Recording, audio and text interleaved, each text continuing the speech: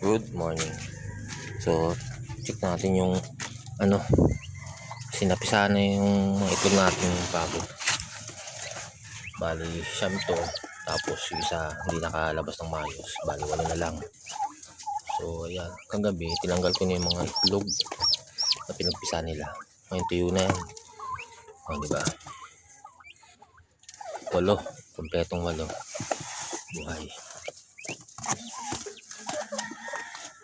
So, malaki. Malaki ang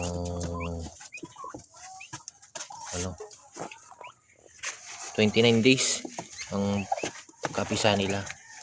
Sinasalang ko to 25. So 29 days sila pisa. So 1 week nangyari, papalimin na sa nanay. Ganun lang.